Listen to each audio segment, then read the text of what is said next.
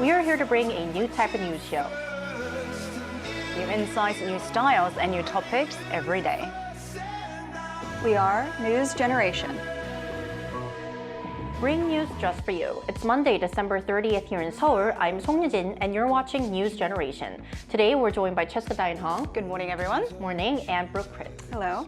Good to have you guys. Now, both you're here to speak on behalf of those in their 20s and 30s. Now, before we move on to our main discussion of the day, we would like to extend our deepest condolences to all those who were affected by Sunday's plane crash here in South Korea. Our hearts are with all the victims, those injured, and their family members. Now, moving on to our main discussion of the day, this is the second episode of our 2024 recap series, and in the spotlight today, we'll look at the most talked about K-pop groups and artists of the year.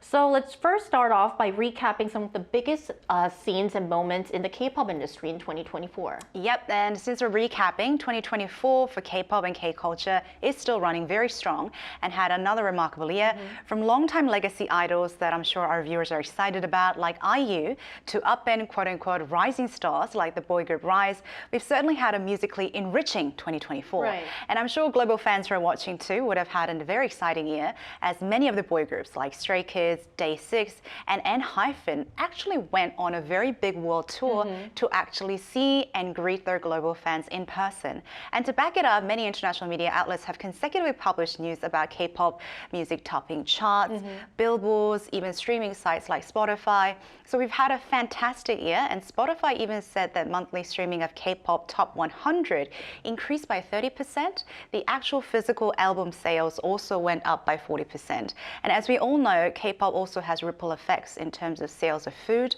hospitality, and tourism here in South Korea. So I think we overall had a very positive turnout. Right, so we're definitely seeing K-pop expanding its global appeal, and I also want to mention that we're seeing more artists more artists actually charting into the major music charts. Yeah, very diversified group of artists. Before it was like mainly BTS or Blackpink, but this year we saw 17 and Stray Kids also charting in and also topping the mainstream Billboard charts as well. So definitely we are seeing K-pop expanding its fan base globally. Now, what do you think, Brooke? Well, firstly, I want to say that I am a big fan of K-pop, so we are going to be discussing many of my favorite artists and songs today.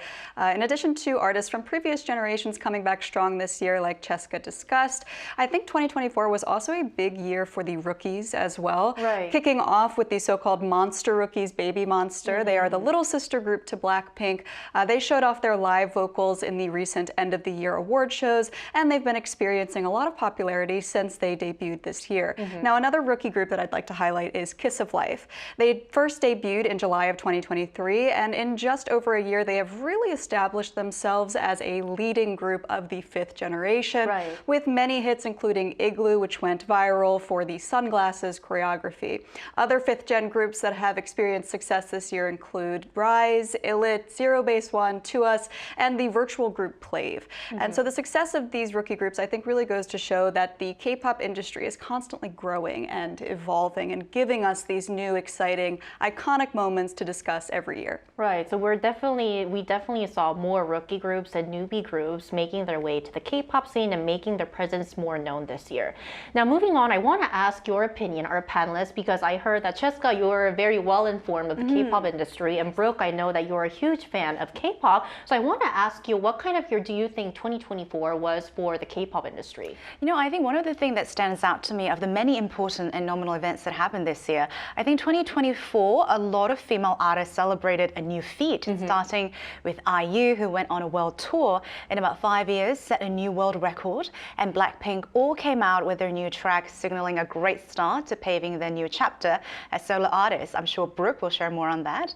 And my personal big news, and that's a foreshadowing, is G-Dragon's comeback in 7 years, and the breathtaking show at the Mama Awards. Now, for those who are watching and who grew up with the K-pop, Big Bang is kind of a living legend and has a very special place in people's hearts.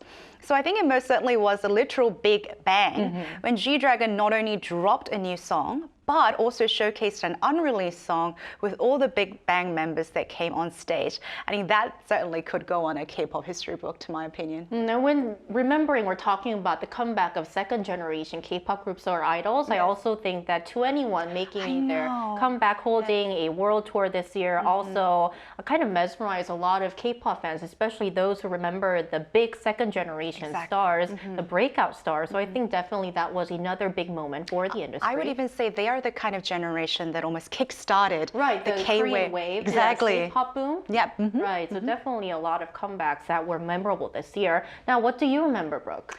I would say 2024 was the year of the earworms. Really, really addictive, catchy melodies. That was the name of the game this year in the industry. We had Supernova and Whiplash by aespa, also Magnetic by Illit, and of course we have to talk about APT by Rosé and Bruno Mars. Everyone could not stop singing and dancing to this song.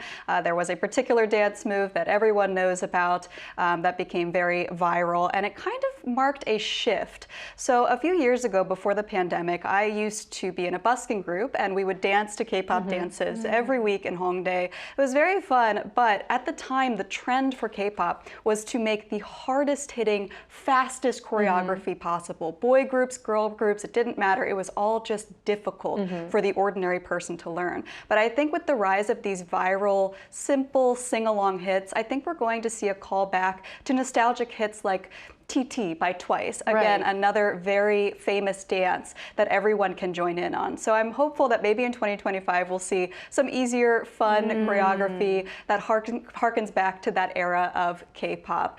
So overall, I would summarize and say 2024 was the era of addictive songs. Very catchy songs that kind of dominated short form contents and also social media online. Now, we also asked our viewers of NewsGen through our Arirang.News YouTube channel to find out which K-pop groups or artists captured their attention the most this year.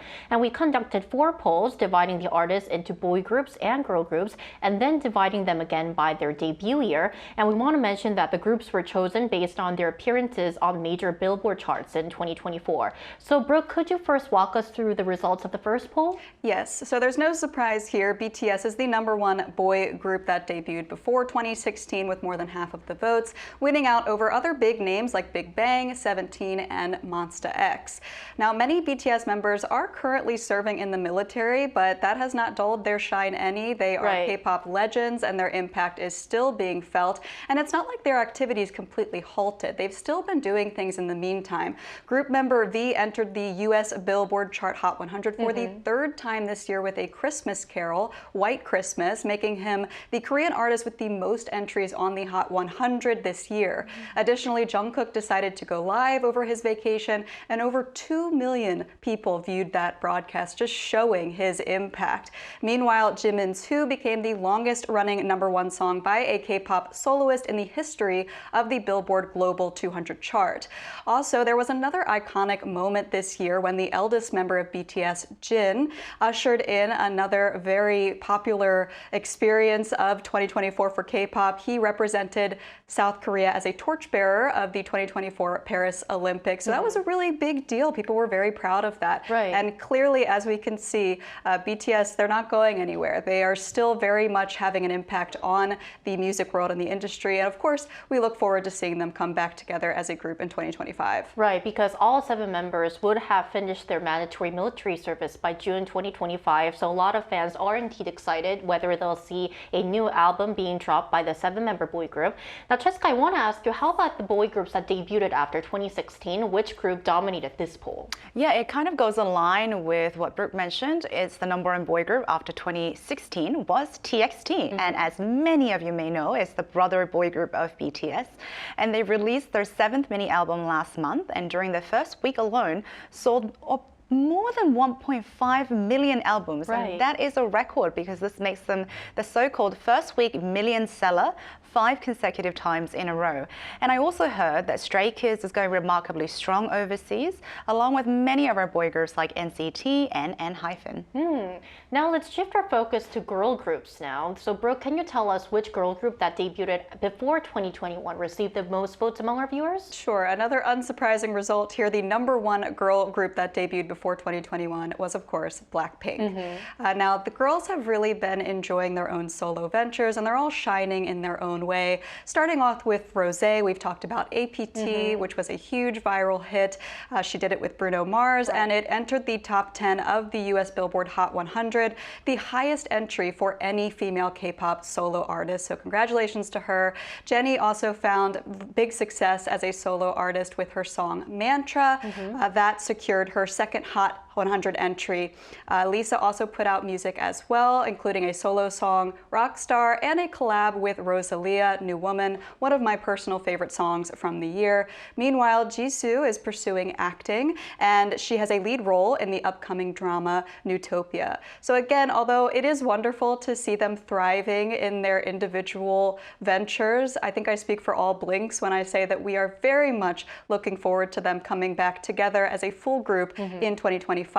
Now, there were other groups in this category that I want to mention because we have a lot of girl group powerhouses. We've been talking about girl power today. 2024 was really great for female groups. We have Twice, ITZY, and aespa that also appeared in the poll. Twice is making waves with its 14th EP Strategy, which came in 4th place on Billboard's albums chart, just under Rosé's Rosie. aespa and ITZY also entered the Billboard chart in November, showing that all of these groups have the potential to grow to even meteoric heights in the future. Yes, we did, and we indeed saw a lot of girl power in the K-pop industry this year. Now, moving on, Cheska, how about the girl groups that debuted after 2021? Yeah, so post 2021 was #1 was New Jeans, and they too had a remarkably strong start, setting new records. And more importantly, when they came out here in Korea, they created this so-called the New Jeans culture for the Korean fans. A lot of people loved their, vibrance and the youth, the kind of choreography they did.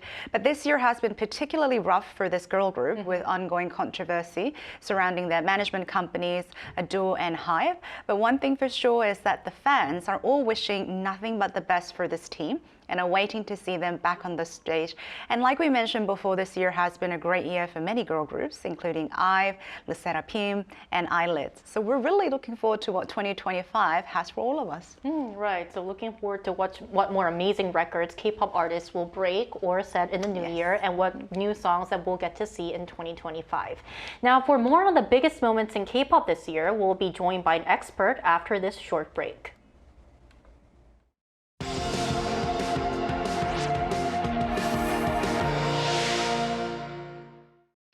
NewsGen wants to hear from you.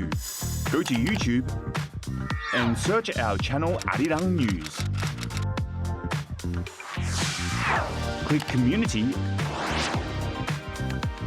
and leave a comment down below. Make a new type of news with us. So today we're joined by Tamar Herman, an entertainment reporter based in the United States. Welcome, Tamar, to the show. Hi, thanks so much for having me. Thank you for joining us. So, Tamar, as an entertainment reporter, what do you think was the biggest achievement in the K-pop scene this year? I think it's kind of silly to say it, but it's the music. The music was really good this year. And I think for the past few years, a lot of what was making waves in the US, especially about K-pop, was like the numbers and the milestones or scandals. And this year, I feel like a lot of people are just listening to K-pop, whether it's, something like APT with Rosé and Bruno Mars, which like you'll just hear everywhere, or people just becoming more aware of different acts, especially girl groups, I feel like was gaining a lot of attention. I went to one of Kiss of Life's show in New York, and they had to actually add a second show because they were just so high in demand. And we're seeing a lot of girl groups just generally thrive this year. And I think that generally, obviously, K-pop always has great music, but this year I feel like it was consistently good, like from the rookies to the more senior artists to all the comebacks we saw from older generation. Like everybody was putting out music that really, really hit. And I think a lot of people took notice. So I think like the milestones are great, but I think like at the end of the day, it's an industry based around music. So like I feel like it felt really invigorating this year. And as you mentioned, this year we saw actually so many groups and diversified groups charting on major global music charts and receiving prestigious awards and really expanding their fan bases internationally. Now, what do you think is the driving K-pop's continued global success and sensation all around the world? I think it's two factors. I think one is steady growth. Like over the years, the industry has really learned how to hone in on creating artists that produce super fan reactions. And nowadays you'll hear that word super fan everywhere in the music industry, whether you're in the US or Europe or in Asia, you'll hear people trying to figure out how to get the fans to stay with an artist. And like we see that with Taylor Swift and Beyonce, and everybody's essentially trying to hone in on that. All the artists nowadays are trying to figure out how to draw that connection from day one so that they just kind of get that leg up. And K-pop has always been really good at that. And the industry has been active for so many years that like it's come down to a fine art. And I think the other one is, as much as there's like this sense of steadiness, there's also the sense of a lot of new sorts of groups that are coming out. There's obviously been a push for like diversifying groups in the US. You've got in groups like Cat's Eye and Vicha who are taking off, and you have a British boy band, Dear Alice. And you're also getting groups like Plave, which are a VR boy band who are hugely popular this year, even though people don't actually know what they look like, but people love them and they love how they interact and they love how their music sounds, and they're so just amazingly popular. We're also seeing trot boy bands as people in Korea try to target older audiences. And so I think that like that's a new stage that we're kind of seeing with which really helped this year. Well, first of all, I'm glad to hear that you got to see Kiss of Life. They're one of my personal favorite new K-pop artists that have come out. My question for you is, looking ahead to 2025, what do you anticipate for the K-pop industry? And are there any trends or issues that we should keep an eye on? I think this year is great as the music was. It was really a messy feeling for the industry. There were a lot of lawsuits. There were a lot of so-called scandals where artists landed in really messy situations, some of them many legal situations. There were artists that were kicked out of their groups, whether for crimes or just distressing situations for the individuals or the fandoms. So I think that next year is going to be about resetting or trying to figure out a path forward, whether it's for artists who are suing their companies or producers who are suing their companies, such as Minhyejin and Adore. There's accusations of the localized groups in the US maybe not going as well as would like, with a member of Vicha suing JYP's US subsidiary for many allegations of abuse. So I think that next year, we're going to see a reaction to the mess of 2024 with a lot of companies either trying to figure out a way forward or things continuing to crumble in a really kind of devastating way. So I hope it's the former. But if it's the latter, I wouldn't necessarily be so surprised, which is kind of a sad note. But I still think the music will happen anyway. So like, would love to see some stability and some less messiness next year, but only time will tell. Definitely. All right, Tamar, thank you so much for your time today, and an early Happy New Year to you. Thank you, and to you. Thank you. Thank you. Right, so wrapping up our episode today, what are you personally looking forward to in the new year when it comes to K-pop?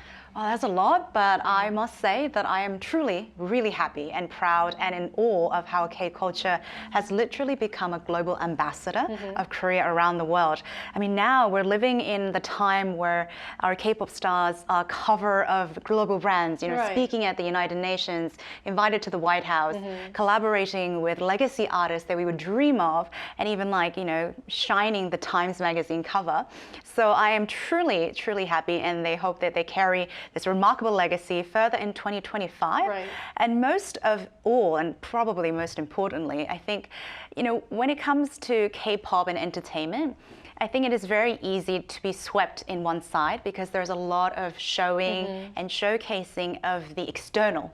So I do hope that they really become an inspiration to a lot of young people beyond just their musical careers and appearance. And most importantly, take enough time to take care of themselves as well, because there's a lot of scandals going on.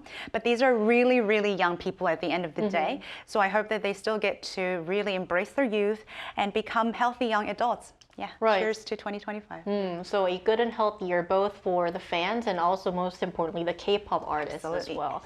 Now, what do you expect to see, Brooke? Yeah, I agree with Cheska. You know, I've been here since 2016, almost 10 years, and that was when I first got into K-pop. And I think it's amazing to see how much it's grown since that time. I think that next year is going to be a very nostalgic year for longtime K-pop fans. I think it's going to feel like returning back to 2016 and 2017 because there are reported comebacks for BTS, Blackpink, and EXO. So it's really going to be a blast from the past. And as a fan of all of those groups for almost a decade now, I'm certainly looking forward to the new music that they're going to put out. And of course, the stages. K-pop is known for having these over-the-top amazing performances. So I'm really looking forward to that in 2025. All right, that was a recap of 2024 in K-pop, and that's all from us today. But NewsGen will be back tomorrow at 10:30 a.m. Korea time. Special thanks today to Jessica Dainhong. Pleasure is always mine. Thank you. Thank you, and Brooke Prince. Thank you for having me. Thank you, and thank you everyone for watching, and we'll see you tomorrow. We are News Generation.